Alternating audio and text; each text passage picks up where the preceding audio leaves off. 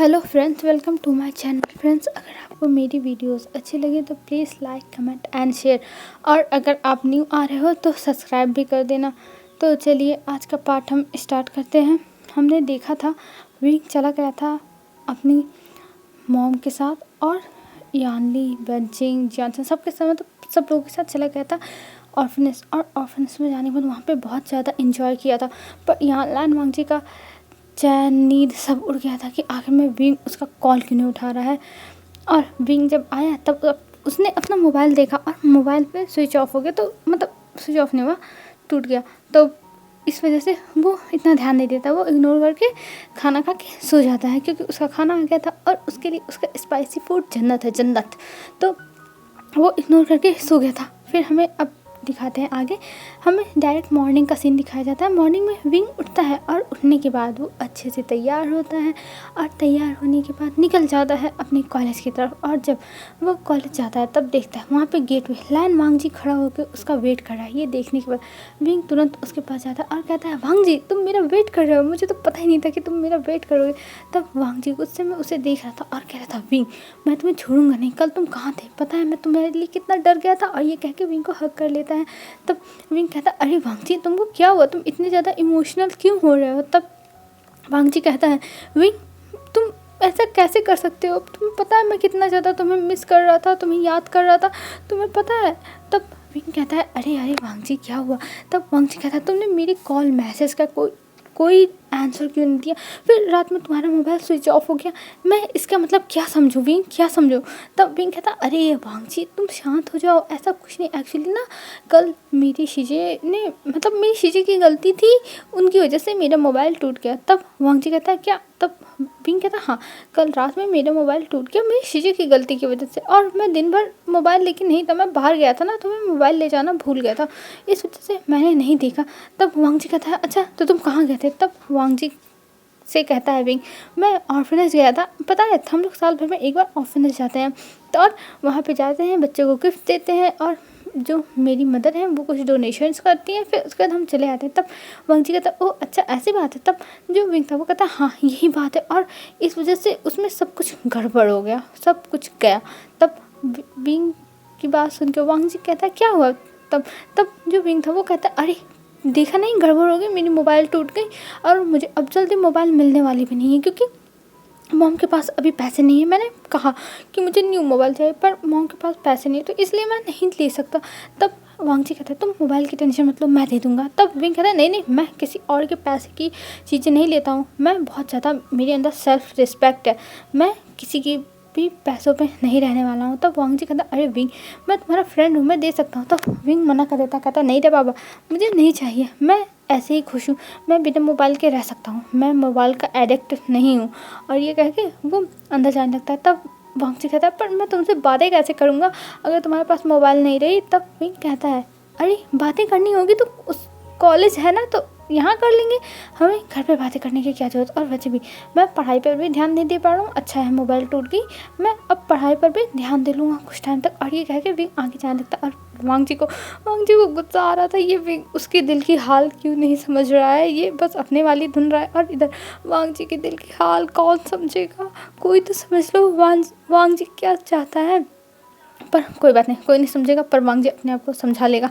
फिर उसके बाद वो लोग जाते हैं क्लास में, और क्लास में जाने के बाद वो लोग बैठ के अपनी पढ़ाई करने लगते हैं। तभी वहाँ पे शुयांग और जो मतलब लान वांगजी के फ्रेंड्स थे वो आते हैं, और वो सब आने के बाद उन लोग से बातें करने लगते हैं, और वो लोग वांगजी को टीस करने लगते हैं कि कल विंग नहीं आया था तो वांगजी तो क्लास में रुका ही नहीं, उसका दिल ही नहीं लग रहा था क्लास में। और ये सब सुन के विंग को थोड़ा अजीब लगा था, मतलब उसको थोड़ा अजीब तरह, मतलब उसको अपनी फीलिंग्स नहीं समझ में आती, बस उसे थोड़ा सा पता नहीं क्या लग रहा था। लेकिन वो अपना सर नीचे करके बैठा था, क्योंकि इस पे उसके पास कोई जवाब नहीं था कि वो क्या जवाब दे। तो इस वजह से वो शांत ही था, क्योंकि अभी उसके पास आंसर तो है नहीं, तो वो कुछ बोलेगा, ये लोग कुछ और बोलेंगे, फिर उसके बाद पता चलेगा वांगजी की तरह विंग को भी टीस करने लगेंगे। तो इसलिए विंग शांत ही था, क्योंकि अपने पैर पे कुल्हाड़ी गिराओ, चाहे कुल्हाड़ी के ऊपर अपना पैर गिराओ, चोट तो पैर को ही लगनी है। तो इसलिए विंग इन लोगों से थोड़ा दूर ही रहेगा। और इधर वांगजी उन लोग से कह रहा था, तुम लोग शांत हो जाओ, तुम लोग शांत हो जाओ, तुम लोग इतना ज़्यादा क्यों उल्टा सीधा बोलते हो। पर वो लोग शांत होने वाले हैं नहीं होंगे। और इधर जो मैम थी, मैम बस ये सब देख के गुस्सा कर रही थी, बस गुस्सा कर रही थी। अब हमें दूसरे सीन में दिखाया जाता है सीधा मैडम लैन की तरफ का सीन। मैडम लैन के पास वो डिटेक्टिव पहुंचा हुआ था और वो दिखाता है विंग का वांगजी का फ़ोटो, और वो मैम से बात करते हैं। तब वो कहती है अच्छा तो इस लड़की के साथ है।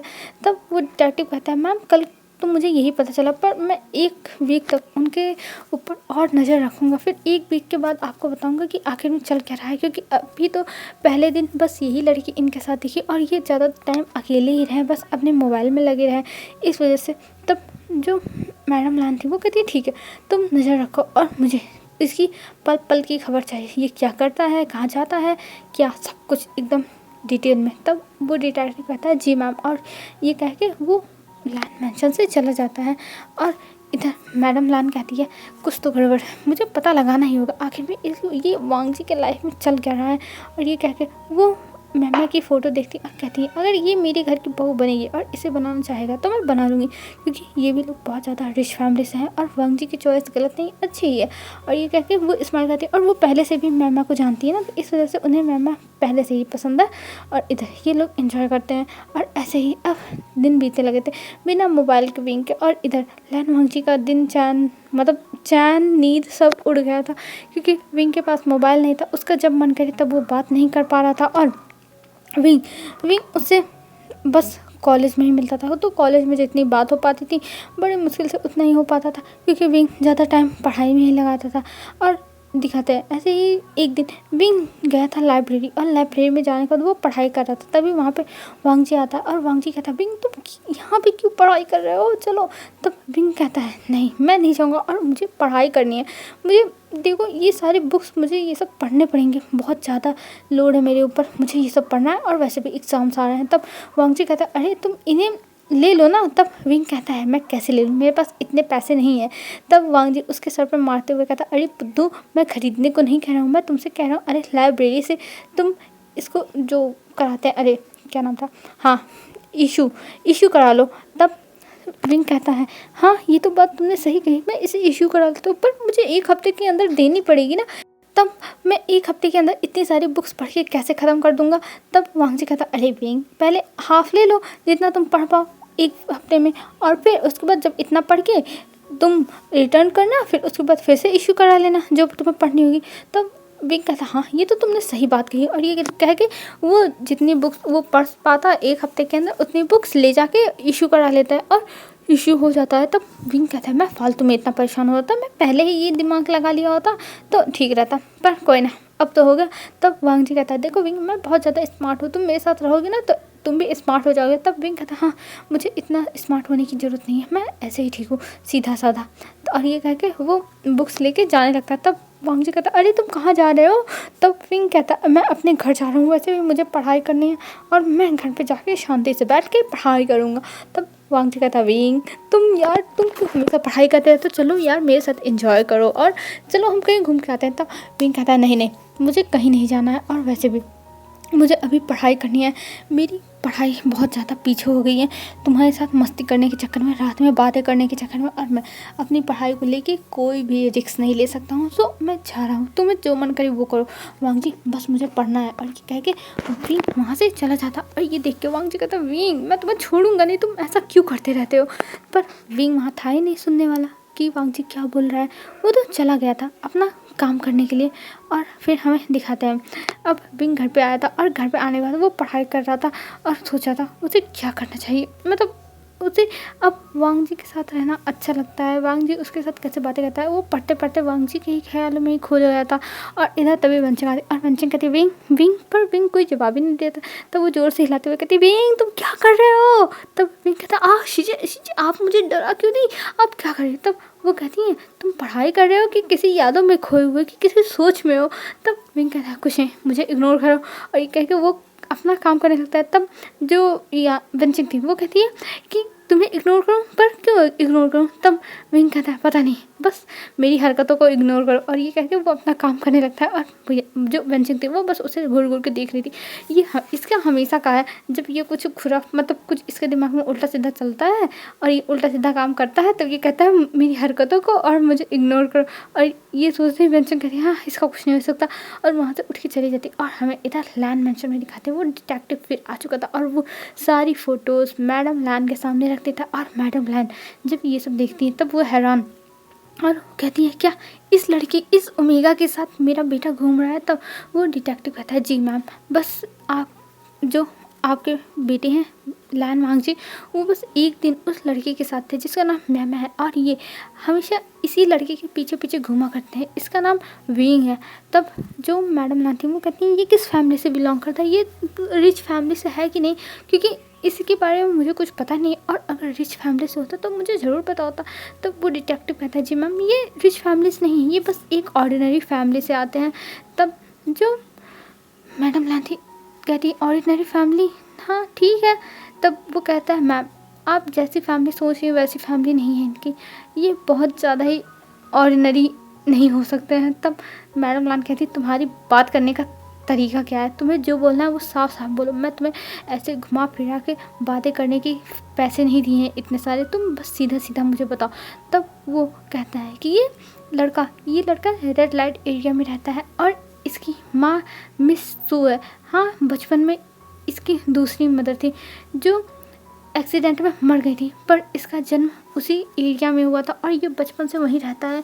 तब मैडम लैन कहती क्या, और ये सुनते ही उनके हाथ से वो सारी फ़ोटोज़ गिर जाती और कहती है मेरा बेटा इस लड़की के साथ घूम रहा है। तब जो वो डिटेक्टिव था वो कहता है हाँ मैम ये बात सच है, और मैं ये बात आपको बताने में थोड़ा हिचकिचा रहा था पर मुझे बताना ही होगा, और ये कह के वो बता देता है।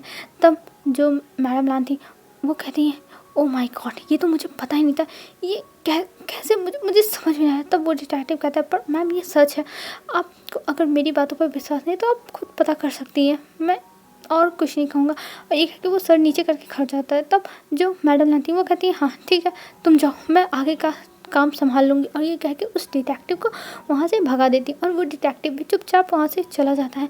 और इधर मैडम लैन अब सोचने लगी थी उन्हें क्या करना चाहिए, मतलब उनके हाथ पैर में एकदम पसीने आ रहे थे और मतलब उनका दिल धक धक हो कर रहा था कि मतलब उनका बेटा अगर वो अपने बेटी को बताए तो क्या उनके ऊपर बिलीव करेगा। पर अभी मैडम लैन ने सोचा वो अभी कुछ नहीं बताने वाली है, वो पहले जाकर पता करेंगी कि ये आखिर में रहता कहाँ है, इन्हें किसी की बातों पर और ये सब चीज़ों पर विश्वास नहीं करना चाहिए, ये पहले जाके देखेंगे। हाँ ऑर्डिनरी था तो मान लेते हैं कि थोड़ी बहुत प्रॉब्लम्स आती शादी में, ये करवा देती, मान जाती बाद में, पहले नहीं मानती फिर मान जाती। लेकिन ये उस एरिया से रेड लाइट एरिया से बिलोंग करता है तो मैडम लैन ये बिल्कुल नहीं सहेंगी, उनके घर में ऐसा लड़का आएगा उन्हें बिल्कुल भी उन्हें बर्दाश्त नहीं होगा। और वैसे भी वांग जी तो उन लोगों से नफरत करता है ना जो अपनी बॉडी को सेल करते हैं, तो वांग जी वहाँ के एक लड़के को अपना फ्रेंड कैसे बना सकता है, मतलब मैडम लैन को ये सब समझ में नहीं आ रहा था। पर अभी मैडम लैन कुछ नहीं बोलेंगी वांग जी से, वो पहले खुद अपने तरीके से पता लगाएंगी फिर उसके बाद किसी निर्णय पर पहुँचेंगी। मैडम लैन ने ये सब सोचा है और हमें अब दिखाते हैं दूसरी तरफ से इधर वांगजी और विंग की लाइफ बहुत अच्छी कर रही थी, बहुत ज़्यादा ही अच्छी। और इधर लैन वांगजी विंग से कहता था विंग तुम मुझे कभी मत छोड़ के जाना, मैं तुम्हारे बिना मर जाऊंगा। तब विंग कहता था तुम पागल हो गए हो क्या, मैं तो तुम्हारा बस एक दोस्त हूँ और तुम ऐसी बातें क्यों करते हो। तब विंग की बातें सुन के वांगजी कहता कुछ नहीं, मैं तो बस मजाक कर रहा था, मतलब बीच बीच में कभी कभी वांगजी इमोशनल होकर अपने दिल की बात बता देता था विंग को, लेकिन फिर उसके बाद उसको मजाक में उड़ा देता था। और पहले तो विंग को अच्छा लगता था कि वांग जी उसे ये सब सारी बातें बता रहे हैं और वो प्रपोज कहीं ना करते, इसलिए विंग एक्साइटेड रहता था। पर जब वांग जी कहता था ये सब मजाक है इसे इग्नोर करो, तब विंग का दिल टूट जाता था और वो भी कहता था हाँ ये मजाक है, और वैसे भी मुझे मॉम ने बताया था कि हम लोगों को इंसान नहीं समझा जाता, इसीलिए मुझे हमेशा से मॉम कहती है कि मैं ये सब किसी को ना बताऊँ, मैं कहाँ रहता हूँ क्या करता हूँ कुछ ना बताऊँ। इसलिए विंग भी चुप हो जाता था, वो भी अपने दिल की बात नहीं बता सकता क्योंकि उसने बचपन से देखा है ना कि आगे में उस एरिया में क्या होता है, कैसे सब लोग अपनी बॉडी सेल करते हैं अपने खर्चे चलाने के लिए मजबूरी में। तो इस वजह से वांग जी से विंग कोई भी अभी रिश्ता नहीं रखना चाहता है, क्योंकि उसे पता है दिल तो उसी का टूटेगा और किसी का नहीं। क्योंकि जो लान वांगजी की फैमिली है वो कभी भी उसे एक्सेप्ट नहीं करेगी। हाँ, लान वांगजी हो सके प्यार की वजह से एक्सेप्ट कर ले, पर उसकी फैमिली का क्या जाएगा, वो एक्सेप्ट ज़िंदगी में नहीं करने वाली। ये विंग जानता था, तो इसलिए विंग थोड़ा शांत रहने की कोशिश करता था और अपने इमोशंस पर कंट्रोल रखता था और बस लान वांगजी के साथ एक दोस्त की तरह बर्ताव करता था। और यहाँ पे वांगजी भी सोचता था उसे क्या करना चाहिए, पर वो भी एक दोस्त की तरह ही बर्ताव करने की कोशिश करता था। और अब दिखाते हैं मैडम लान को, जो पहुँच चुकी थी कॉलेज के बाहर, और वो कॉलेज के बाहर बैठ के इंतज़ार कर रही थी कार के अंदर कि वो अभी विंग आएगा और वो विंग का पीछा करेंगे, क्योंकि वो अपनी आंखों पर ही विश्वास करेंगी ना। और ये सोच के वो वेट कर रही थी, और तभी कुछ टाइम के बाद वहाँ पे छुट्टी होती और वो अपनी आंखों से देखती हैं कि वांगजी और विंग साथ में बाहर आए हैं। और ये देखने के बाद मैडम लान कहती हैं आज दूध का दूध और पानी का पानी हो जाएगा। और ये सोच के वो फिर उन लोग को देख रही थी, और विंग अपनी साइकिल लेके वो जा रहा था। तभी उसके पीछे पीछे वांगजी आता और वांगजी कहता है चलो विंग हम कॉफ़ी पीने चलते हैं। तब विंग कहता है नहीं मुझे जाना है घर। तब वो कहता है नहीं मुझे कुछ क्वेश्चन पूछने हैं, तो प्लीज़ मुझे बता देना कॉफ़ी पीने। तब जो विंग था वो कहता है ठीक है मैं चलता हूँ। और ये कह के विंग उसको लेके चला जाता है कॉफ़ी शॉप में, और वहाँ पे वो लोग बैठ के पढ़ने लगते हैं और जो मतलब कॉफ़ी था उसको पीने लगते हैं। और वांगजी बार बार विंग को देखा, तो वो बस विंग को रोकने का बहाना ढूंढ रहा था। और मैडम लान वो कॉफ़ी शॉप के बाहर वेट कर रही थी कि ये लोग जल्दी से अपना काम ख़त्म करें और काम ख़त्म करने के बाद जाएं अपने घर, क्योंकि मैडम लान बहुत टाइम से वेट कर रही हैं और उन्हें गुस्सा आ रहा है। तब वो देखती हैं ये दोनों बहुत ज़्यादा ही अच्छे से अपनी पढ़ाई कर रहे हैं। मतलब उन्हें विंग पहले नज़र में बहुत अच्छा लगा था। हाँ, वो मानती हैं विंग बहुत ज़्यादा इनोसेंट है, वो क्यूट है और एकदम बनी की तरह दिखता है, एकदम प्यारा सा। पर मैडम लान वो अपने बेटे की लाइफ में किसी और ऐसे गलत इंसान को नहीं ला सकती जो मतलब सुनते ही उनका दिमाग ख़राब हो गया था। तो इस वजह से वो उस जगह का नाम भी नहीं लेना चाहती हैं, रेड लाइट एरिया, क्योंकि वो ज़िंदगी में नहीं सोच सकती हैं कि वहाँ का कोई इंसान आके उनके घर पे रहे और उनके बेटों से या फिर उनसे कोई रिश्ता है उसका। तो इस वजह से मैडम लान इस चीज़ के खिलाफ थी। और वैसे भी जो सोसाइटी है वो कभी भी एक्सेप्ट नहीं करेगी ऐसे इंसान को। सब लोग सबसे पहले बैकग्राउंड देखते हैं, कौन किस बैकग्राउंड से आता है, तो ऐसे इंसान को सोसाइटी तो कभी एक्सेप्ट करने वाली नहीं है। तो इस वजह से मैडम लान भी कहाँ से एक्सेप्ट करेंगी, सबकी सोच ही एक ही तरह होती है। मतलब सोसाइटी की सोच एक ही तरह होती है कि चार लोग क्या बोलेंगे, तो चार लोगों के तो बात हमेशा ही होती रहेगी। तो हम आगे कहानी में चलते हैं। तब जो मैडम लान थी वो बाहर वेट कर रही थी और इधर वो दोनों अपने काम में लगे थे, बस अपने काम में मसरूफ़ थे। और वो लोग अब निकलते हैं 2 से 3 घंटे के बाद। जब 2 से 3 घंटे के बाद वो लोग निकलते हैं, तब मैडम लान कहती है हाँ फाइनली ये सब निकले तो सही। और ये कह के वो उन दोनों को देखने लगती है। और वो दोनों निकलने के बाद विंग चला जाता है अपनी साइकिल से, और वांगजी वो अपनी बाइक के पास जाता है और बाइक को स्टार्ट करता है। फिर वो भी चला जाता है, क्योंकि जो कॉलेज था उसके ही थोड़ी दूर पे वो कैफ़े था, तो वहाँ पे वो लोग चले गए थे। और फिर वांगजी कॉलेज में आके अपनी बाइक लेके चला गया और विंग अपनी साइकिल से चला गया था। और मैडम लान अब पीछे पीछे जाने लगी थी विंग के। वो पीछे पीछे विंग के जाती है, और जैसे जैसे वो जा रही थी वैसे वैसे उनका दिल की हार्ट बीट बहुत तेज़ हो गई थी, धक धक कर रहा था। और मतलब उनका हाथ पता नहीं क्यों उन्हें डर लग रहा था। उन्हें अपनी फीलिंग्स पर ही नहीं भरोसा होता कि वो क्यों डर रही है, वो तो वहाँ से कोई उनका मैटर ही नहीं है, तब वो क्यों डर रही। पर हाँ, उन्हें तो थोड़ा सा लग रहा था कि मतलब कहीं उनका शक सही ना निकल जाए, उस डिटेक्टिव की बातें सही ना निकल जाए, क्योंकि कोई नहीं चाहता है कि कोई भी इतना स्वीट इनोसेंट और इतना मतलब इतना अच्छा बच्चा जो कॉलेज का टॉपर है, जिसके बारे में मैडम लान को पता है। हाँ, सब कुछ डिटेक्टिव ने बताया था कि वाह विंग स्कॉलरशिप से आया और वो कॉलेज का टॉपर भी है, तो वो नहीं चाहती इतना मासूम सा बच्चा उस जगह से बिलोंग करे। पर अगर बिलोंग करेगा तो उनकी क्या गलती है, वो किस्मत की मतलब किस्मत सबसे बड़ी चीज़ है, तो जिसकी किस्मत जहाँ लेके जाएगी वो वहीं से बिलोंग करेगा।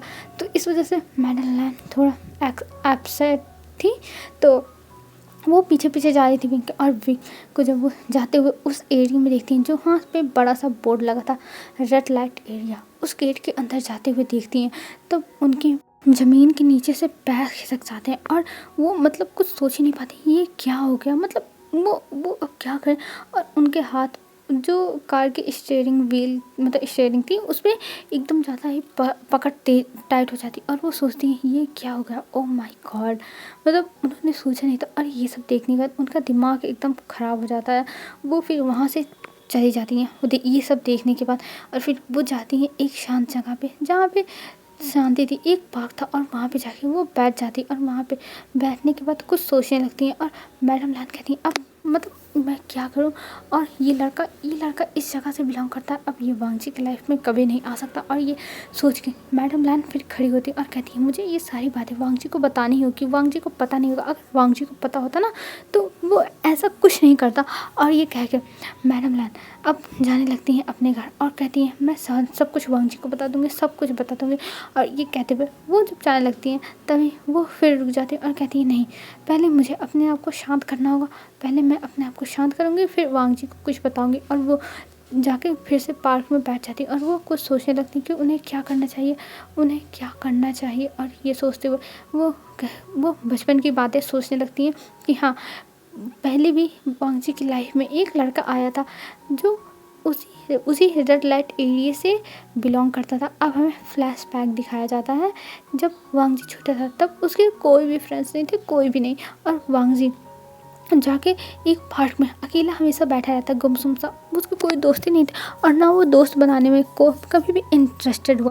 तो इस वजह से उसके कोई दोस्त नहीं थे और वो अकेला रहना ज़्यादा पसंद करता था। और इस चीज़ से मैडम लान बहुत ज़्यादा परेशान रहती थी क्योंकि वो नहीं चाहती थी कि वांगजी हमेशा ऐसे रहे, एकदम अलोन, एकदम अकेला सा। तो उन्हें नहीं पसंद था कि वांगजी ऐसे रहता है, पर वो कर क्या सकती हैं। वो वांगजी को समझाती थी कि बेटा जाओ दोस्त बनाओ, नए दोस्त बनाओ, स्कूल जाओ, स्कूल में फ्रेंड्स बनाओ, पार्क में शाम को जाया करो, वहाँ पे फ्रेंड्स बनाओ। पर वांगजी का कोई भी फ्रेंड नहीं था, एक भी फ्रेंड नहीं था। और तब आया था वांगजी की लाइफ में एक लड़का जो वांगजी का दोस्त बना। हाँ, पहले वांगजी उससे दोस्ती नहीं कर रहा था, पर बाद में जब वो लड़का उसके पीछे पड़ गया और उसको गगा गगा कह के एकदम मतलब जैसे पीछे एकदम पड़ गया था, एकदम नाक में दम कर दिया था, तब हाँ वांगजी उससे दोस्ती किया। और ये देख के मैडम लान को बहुत अच्छा लगा था, चलो कोई तो बच्चा है जो उसके बेटे के साथ दोस्ती करने में इंटरेस्टेड है।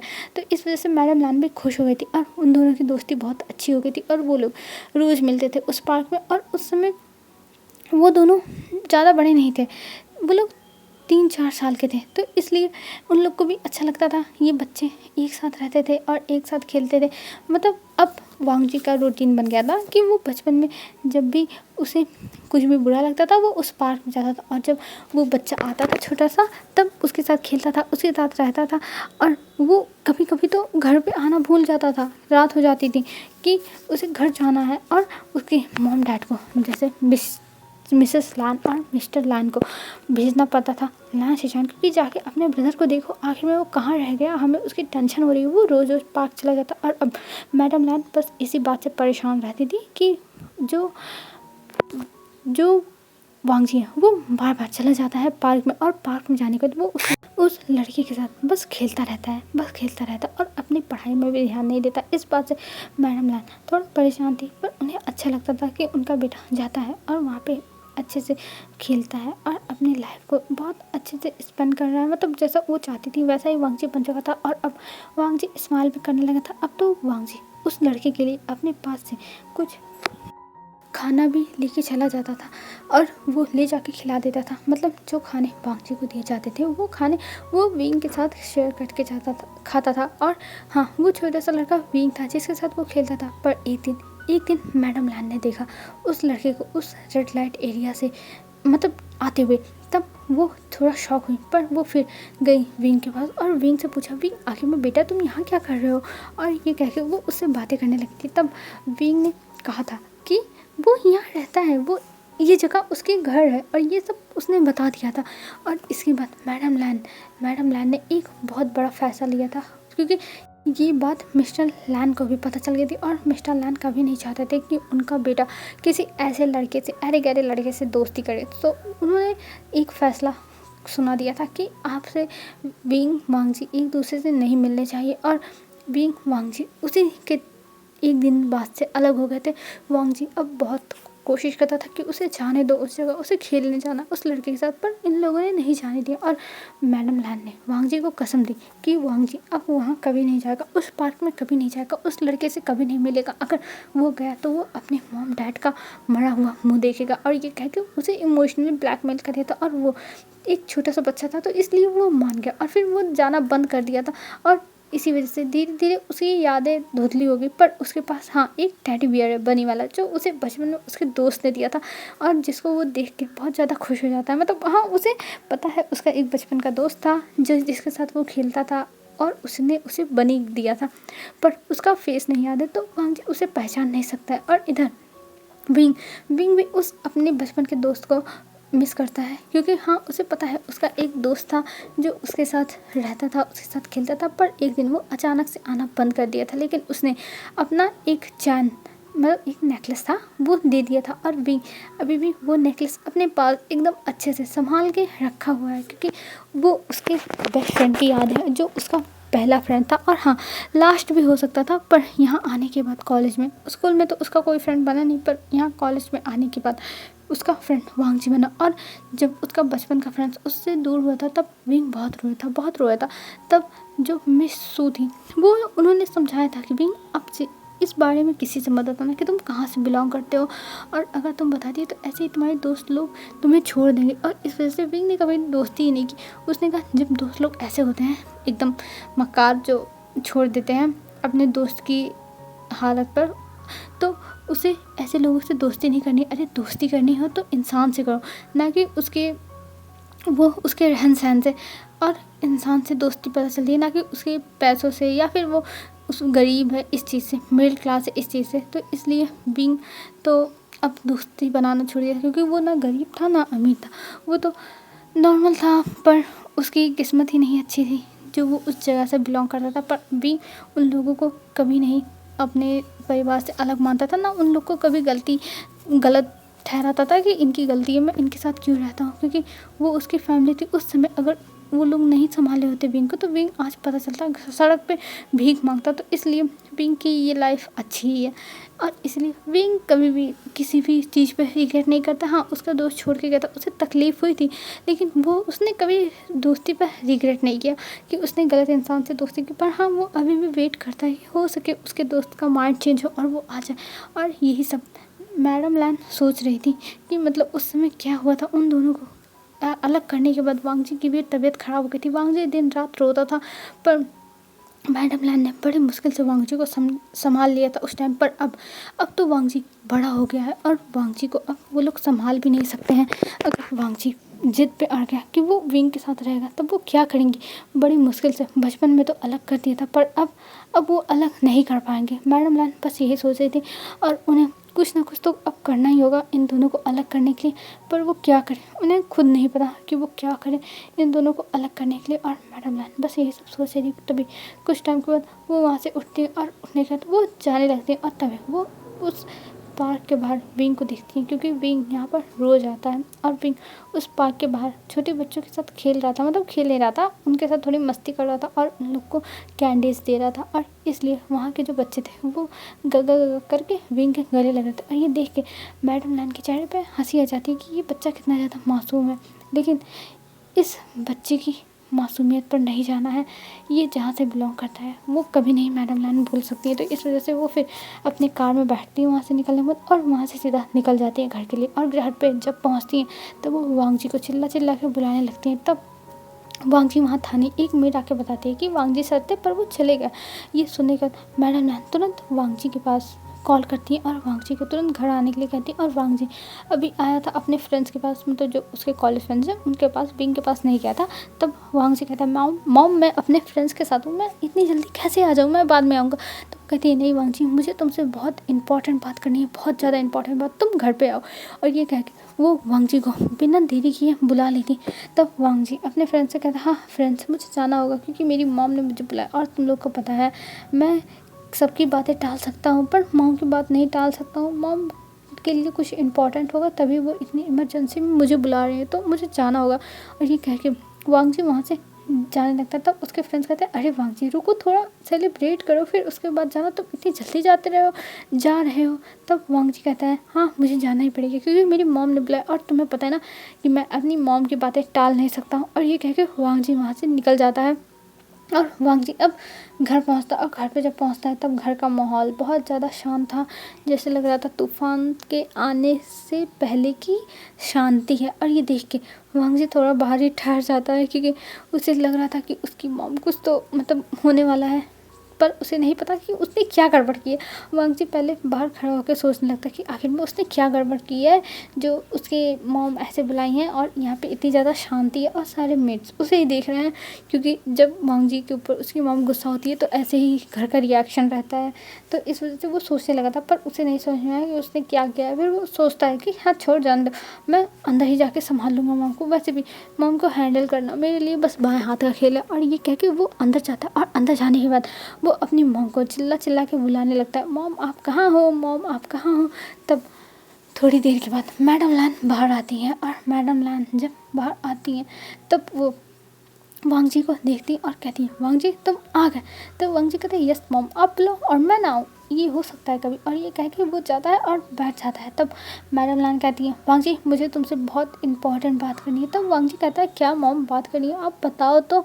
तब मैडम लान कहती है, देखो वांगजी जो भी मैं कहूँगी उसे ध्यान से सुनना, और प्लीज़ उस पर ज़्यादा पैनिक मत होना, बस तुम अच्छे से सुन लेना सारी बातों को, और फिर उसके बाद बताना कि तुम्हारा फैसला क्या है। तब वांगजी कहता है, हाँ मॉम बोलो बोलो क्या करना है आप बताओ तो पहले। तब मैडम लान कहती है, हाँ ठीक है वांगजी मैं बताती हूँ, बस तुम शांत रहना। तब वांगजी कहता है, हाँ ठीक है मॉम मैं शांत रहूँगा बोलो तो।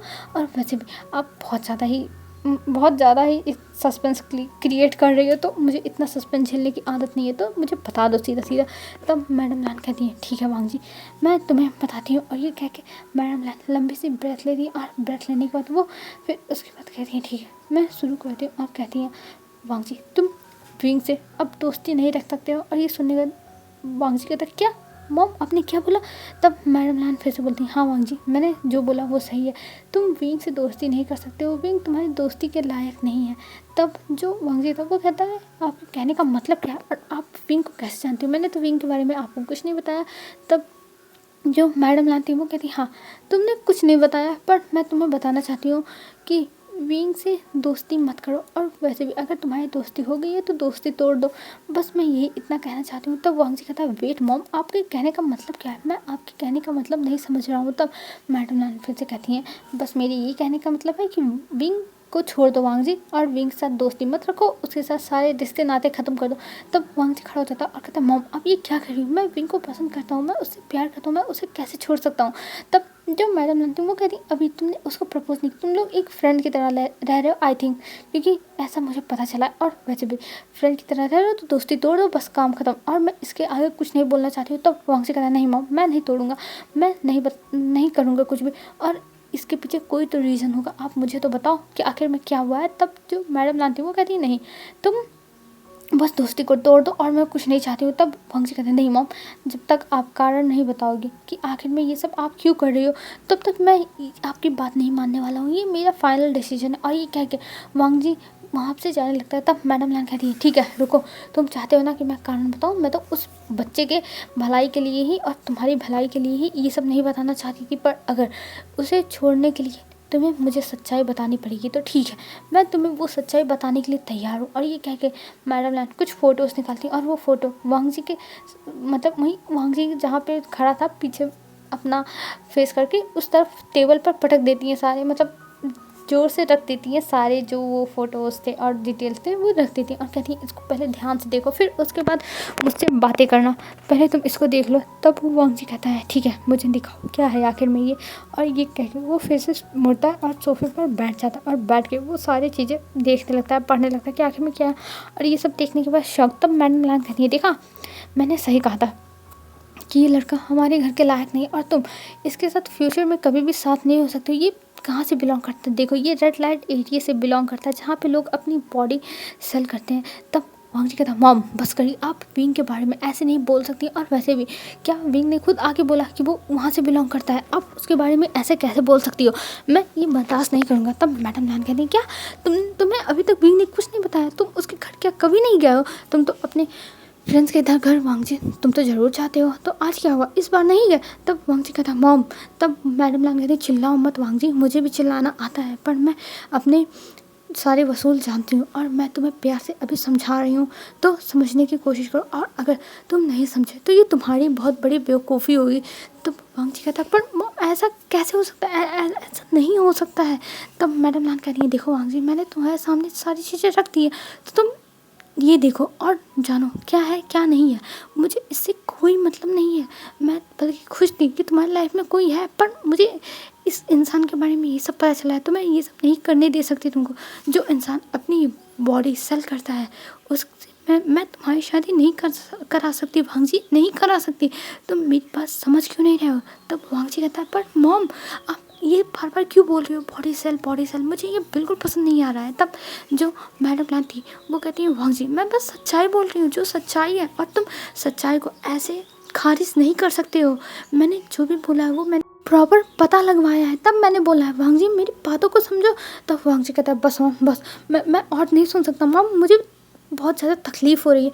तब मैडम लान कहती वांग जी मैं कुछ नहीं जानती पर मैंने बता दिया है, और वैसे भी अगर तुम्हें नहीं सच्चाई पता है तो पता करो, जैसे मैंने पता किया, ऐसे बेवकूफ़ों की तरह उसके पीछे पीछे मत घूमो। और ये कह के मैडम लान वहाँ से चली जाती और वांग जी वहाँ बैठ के वो सारी फ़ोटोज़ देखने लगता और उसकी आंखों से आंसू गिरते। क्या इतना बड़ा धोखा विंग ने उसे दिया, पर उसे विंग के ऊपर पूरा ट्रस्ट है, वो विंग से प्यार करने लगा है, वो विंग के ऊपर ऐसे नहीं कुछ भी शक कर सकता है, बिल्कुल नहीं, वो विंग के ऊपर ऐसे शक नहीं करेगा। वो पहले प्रॉपर एकदम पता लगाएगा, फिर उसके बाद कुछ करेगा। और फिर वहाँ से वांग जी उठता और अपने रूम में चला जाता, और उसकी पूरी रात उसके दिमाग में बस यही सब घूम रहा था, बस ये सब आखिर में ये क्या हो गया, ये क्या बातें कर रही है मॉम। और उसे समझ में नहीं आता कि उसे क्या करना चाहिए। वो अभी अपने दिमाग में नहीं है, उसे बस अभी शांति चाहिए, उसे बस शांति चाहिए। ये वांग जी अपने मन में सोचा था और कहता हाँ मुझे बस शांति चाहिए, मुझे बस शांत रहना। और ये कह के वो अपना दिमाग को शांत करने लगता है। और हमें इधर दिखाया जाता है विंग को। विंग अपने घर पे था जो बहुत ज़्यादा खुश था, और वो आज बैठा हुआ था और कुछ सोच रहा था और मंद मंद मुस्कान दे रहा था। तब वहाँ पे वेंचिंग आती है और वेंचिंग कहती है वांग जी सॉरी विंग तुम क्या कर रहे हो, तुम कुछ तो गड़बड़ है, तुम क्या सोच रहे हो। तो विंग कहता है कुछ नहीं शीजे, बस मैं ऐसे ही कुछ सोच रहा था।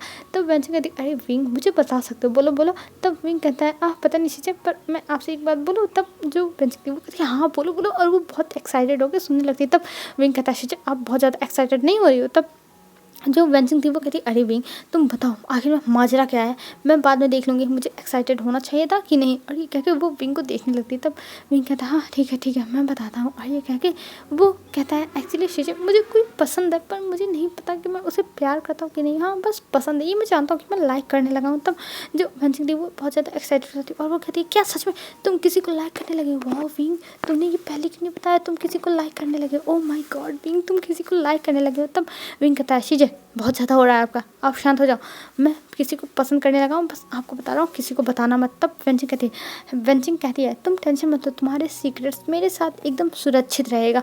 तब विंग कहता है हाँ मुझे यही उम्मीद है। और ये कह के वो कहता है एक्चुअली मैं किसी को पसंद करने लगा हूँ, तो मुझे समझ में नहीं आ रहा मैं क्या करूँ, मुझे बता देना चाहिए कि नहीं। तब वेंचिंग कहती है हाँ वांग तुम्हें बता देना चाहिए विंग, और मुझे पता है वो कौन है। तब विंग कहता है क्या आपको पता है वो कौन है। तब जो वेंचिंग थी वो कहती ऑफ कोर्स मुझे सब कुछ पता है, और वैसे भी तुम्हारे बारे में मुझे ना पता हो ये कैसे हो सकता है विंग। तब विंग कहता है अच्छा बताओ कौन है वो। और ये कह के वो अपने शीशे को देखने लगता। तब वेंचिंग कहती है कि हाँ मैं बताती हूँ, सुनो मैं बताती हूँ एकदम अच्छे से। तब विंग कहता है पता हो तो बताओ, नहीं तो ऐसे बातों को घुमाओ मत। तब जो वेंचिंग थी वो कहती है हाँ विंग बता रही हूँ, मुझे पता है वो कौन है। और फिर वो कहती है 1 2 3 और वो है लैंड मांग जी। तब विंग उसे देखने का और कहता है क्या। तब जो वेंचिंग थी वो कहती है हाँ 1 2 3 वो है लैंड मांग जी। क्या अच्छा नहीं लगा मैंने इतने अच्छे से उसका इंट्रोडक्शन दिया। तब विंग कहता है शीजे आपको ये कैसे पता चला, आपने जरूर मेरे पीछे जासूस छोड़े हैं ना जिनसे आपको ये सब बातें पता चल रही हैं। तब वेंचिंग कहती है हेलो विंग मैंने कोई जासूसी नहीं कराई है तुम्हारी, बस मुझे पता चल गया। तब विंग कहता है नहीं शीजे कुछ तो गड़बड़ है। आपने मेरे पीछे ज़रूर जासूस छुड़वाया है। जिन लोगों ने ये सारी बातें बताई हैं, बताओ ये सच है ना? आपके पीछे जासूस लोग हैं ना? तब व्यंजन कहती है विंग तुम पागल हो गए हो, मेरे पीछे कोई भी जासूस नहीं है। तब विंग कहता है नहीं, मुझे नहीं बिलीव है कि आपके पीछे जासूस नहीं है, भला आपको ये सारी बातें कैसे पता चल सकती है? तब व्यंजन कहती है विंग मुझे से बस तुम बहस मत करो, तुम्हारी बहस बहुत ज़्यादा हो रही है, मुझे पता था तो मैंने भूल दिया, इसमें गलत क्या है? तो विंग कहता है नहीं सीजे, बहुत बड़ी गलती है, आपको ये बातें कैसे पता चली? ये बात मैंने तो आपको बताई नहीं, तो आपको कहाँ से पता चला? किसने बताया? मुझे बता दो, मैं उसको छोड़ूंगा नहीं। तब व्यंजन कहती है क्या सच में तुम उसे छोड़ोगे नहीं? मैं बता दूँ पक्का? तब जो विंग तो वो कहता है हाँ बता दो। तब व्यंजन कहती है ये तुम्हारे शकल ने बताया, क्योंकि तुम्हारा शक्ल जब से तुम वांगजी से दोस्ती की हो ना भी, तब से ये शक्ल बहुत ज़्यादा ही खिला खिला रहने लगा है, बहुत ज़्यादा खुश खुश रहने लगा है, तो मुझे तुम्हारी शक्ल से पता चली है। तब विंग कहता है क्या मेरी शक्ल? पर मेरी शक्ल मैंने तो आपको बताई नहीं। तब जो व्यंजन थी वो कहती है विंग तुम मेरे भाई हो, और वैसे भी तुम अगर मुझसे कुछ ना बताओ ना तब भी तुम्हारे फेस पे सब कुछ दिखता है, और मैं सब कुछ पता लगा सकती हूँ क्योंकि मैं बहुत ज़्यादा स्मार्ट हूँ। तब विंग कहता है चीज़ें। तब व्यंजन कहती है और क्या, मैं सच बता रही हूँ विंग, तुम मेरे भाई हो और मैं अपने भाई के बारे में ही ना जानूँ, ये कैसे हो सकता है? तो इसलिए मुझे सारी बातें पता है, तो तुम ये इस बात की टेंशन मत, और तुम टेंशन मत लो, मैं किसी को नहीं बताने वाला हूँ। तब जो विंग था वो कहता है शीजे किसी को मत बताना, किसी को भी नहीं। तब व्यंजन कहती है कि सॉरी विंग, पर एक इंसान को पता चल चुका है। तब विंग कहता है एक इंसान को? कौन है वो? किसको बताया अब आपने? शीजे आप तो मेरी ज़िंदगी ही ख़राब करके रख दोगी, बताओ किसे बताया है? हम उसे समझा पाएंगे कि नहीं, ये बता दो पहले। तब व्यंजन कहती है अरे विंग शांत हो जाओ, वो और कोई नहीं, वो हम सबकी प्यारी। तब विंग कहता है नो। तब व्यंजन कहती है हाँ वो हम सबकी प्यारी। तब विंग फिर से कहता है नो। तब जो व्यंजन थी वो कहती है विंग मेरी बात तो पूरी होने दो, बीच में नो नो क्यों बोल दो, सारी फीलिंग की तुम धजिया उड़ा दे रहे हो। तब विंग कहता है हाँ ठीक है बोलो, अब क्या बचा ही है मेरी लाइफ में? पता नहीं मेरी लाइफ में क्या क्या होने वाला है, आप लोगों की वजह से मैं सच में पागल हो जाऊंगा। और ये कह के विंग अपने सर पे मारने लगता है। तब व्यंजन कहती है हाँ तुम बहुत ज़्यादा नाटक कर रहे हो, मैं नाम तो लेने दो पहले मुझे, किसको पता चला है? तब जो विंग था वो कहता हाँ बता दो। और ये कह के वो कहती हम सबकी प्यारी यानली को पता है। तब विंग कहता है क्या यानली? तब जो व्यंजन थी वो कहते हाँ। तब विंग कहता हाँ मैं बच गया, और ये कह के वो अपने बेड पे सो जाता है। तब व्यंजन कहती है क्यों, तुम्हें क्या लगा, किसको पता है? तब जो विंग था वो कहता मुझे लगा कि मदर को पता है, अगर मदर को पता चल गया ना तब तो मेरी वॉट लग जाएगी, मुझे पता है। तब व्यंजन कहती है विंग मैं एक बात और बता दूँ? तब विंग कहता हाँ बोलो क्या बताना है? तब जो व्यंजन थी वो कहती मदर को थोड़ा थोड़ा शक है, वो मुझसे कह रही थी, पर तुम टेंशन मत लो, मैंने कुछ नहीं बताया है। तब विंग उसे देखने लगता और कहता है क्या उनको शक है? तब जो व्यंजन थी वो कहती हाँ उनको शक है। तब विंग कहता अब मैं क्या करूँगा, आप लोग तो मेरी लाइफ बर्बाद कर दोगे, मुझे पता है आप लोग मेरी लाइफ बर्बाद कर दोगे। तब व्यंजन कहती विंग तुम ये नाटक करना बंद करो, और वैसे भी तुम्हें वांगजी को कल प्रपोज कर ही देना चाहिए, क्योंकि देर नहीं करनी चाहिए। तब विंग कहता पर मैं नहीं कर सकता, आपको पता है ना कि उसे अभी यहाँ के बारे में कुछ नहीं पता है। तब जो व्यंजन थी वो कहती है हाँ मैं जानती हूँ, पर तुम मुझे प्रपोज कर दो जितनी जल्दी हो सके, और अपनी बातें बता दो, नहीं तो अगर उसे कहीं और से पता चला और फिर तुम्हारे दिल को ठेस पहुंचाए उसने यहाँ के बारे में जान के, तो गड़बड़ हो जाएगी, तो प्रपोज करने से पहले यहाँ के बारे में बता दो। तब जो विंग था वो कहता है हाँ ठीक है मैं कल ही बात करने की कोशिश करूँगा, पर मैं कंफर्म नहीं बता सकता कि मैं बता ही दूंगा। तब व्यंजन कहती है ठीक है तुम ट्राई करना कि बताने की, अगर ना बता पाना तब हिम्मत जुटाने की कोशिश करना कि हाँ तुम बता ले। तब ये सुनकर विंग कहता है हाँ मैं कोशिश करूँगा, और ये कह के फिर वो कहता है आप जाओ अब मेरे रूम से। तब व्यंजन कहती है क्यों मैं जाऊँ? तब विंग कहता है मुझे अब सोना है, क्योंकि मेरा सर दर्द करने लगा है आपकी बातों से, तो मुझे सोना है, आप जाओ। तब व्यंजन कहती है देखो मुझसे एडवाइस ले लिया और अब इसका रंग बदल गया, ये अब मुझसे नफरत करता है, विंग तुम बहुत बुरे हो विंग। तब विंग कहता है चुप हो जाओ शीजे, कितना चिल्लाती हो, और ये कह के उसे अपने रूम से निकाल देता है और कहता है हाँ फाइनली गई, अब मेरा कान शांत हो जाएगा। और ये कह के वो जाता है अपने बेड पे और सोने लगता है। और वो सोचने लगा था अगर वो वांगजी को कल बताएगा तो वांगजी का क्या रिएक्शन होगा, वांगजी मतलब कैसे बिहेव करेगा, उसे नहीं पता, पर हाँ उसे वांगजी को बताना पड़ेगा। अगर उसने नहीं बताया वांगजी को तो गड़बड़ हो सकती है ना, तो इसलिए वो अपने आप को प्रिपेयर कर रहा है कि हाँ वो वांगजी को बता दे सब कुछ। और इधर वांगजी की तो नींद ही उड़ गई है, अब उसे कल जाके सीधा विंग से पता लगाना है, पर वो विंग से डायरेक्ट पूछेगा कैसे? तो उसके दिमाग में भी कुछ आइडियाज़ चल रहे थे कि आखिर में विंग से उसे कैसे बात करनी है, क्या करना है, ये सब वांगजी सोच रहा था और कह रहा था विंग से तो मैं पता लगा के रहूँगा आखिर में माजरा क्या है, जो मॉम कह रही है वो है या फिर कुछ और ही बात है। तो मैं इन सब चीज़ों में इन सब चीज़ों के बारे में कल पता लगाने की कोशिश करूँगा। और ये कह के वो वहाँ से फिर उठता है और जाता है वॉशरूम में और बाथ लेने लगता है, क्योंकि उसका सर ये सब सोच सोच के फटने लगा है। तो इस वजह से वो एक रिलैक्सिंग बाथ लेगा, फिर उसके बाद आके सोएगा। वांग जी ने सोचा था, और वो बाथ लेते हुए सोच रहा था कि उसे कल क्या करना पड़ेगा, मतलब उसे बहुत ज़्यादा ही पापड़ बेलने पड़ेंगे। ये सब पता लगाने के लिए वो बिंग से सीधा पूछ भी तो नहीं सकता है, तो इस वजह से वो कल देखेगा क्या करना चाहिए। और फिर वो वॉशरूम से बाहर आता और फिर से उसके सामने वही सारी फ़ोटोज़ थी उस रेड लाइट एरिया में विंग के जाते हुए। और ये देख के लन वांग जी शाय करता और कहता है, विंग मैं जो सोच रहा हूँ वो प्लीज़ ना हो, ये सब झूठा हो, बस मैं यही गॉड से प्रे करूँगा, तुम प्लीज़ वहाँ से मत बिलोंग करना, नहीं तो मेरी लाइफ डिस्ट्रॉय हो जाएगी। और ये कह के वो बस उस फ़ोटोज़ को देखता और फिर वो फाइल बंद करके उसको रख देता और फिर चला जाता है सोने के लिए। और हेलो फ्रेंड्स, आज के लिए बस इतना ही। अब लन वांग जी सोने चला गया, तो आप लोग भी स्टोरी अगर सुन ली हो तो आप लोग भी जाकर सो जाओ। तो आज के लिए बस इतना ही फ्रेंड्स, कल मिलते हैं। अब देखेंगे वांग जी को जब पता चलेगा बिंग कहाँ से बिलोंग करता है, तब वांग जी का रिएक्शन क्या होगा, और कल देखते हैं आगे क्या होता है और बिंग बता पाएगा पहले कि नहीं। तो चलिए फ्रेंड्स, आज के लिए बस इतना ही। बाय बाय फ्रेंड्स, कल मिलते हैं एक न्यू वीडियो में। आप लोग अच्छे से रहिएगा, अपना ध्यान रखिएगा। और हाँ, इस जो ये स्टोरी है इसका मैं बस 2 या फिर 3 पार्ट और बनाऊंगी, फिर उसके बाद ये ख़त्म। आई थिंक 2 पार्ट ही बनाऊँ तो ख़त्म हो जाएगा जल्दी ही। तो आज के लिए बस इतना ही फ्रेंड्स, बाय बाय फ्रेंड्स, कल मिलते हैं एक न्यू वीडियो के साथ।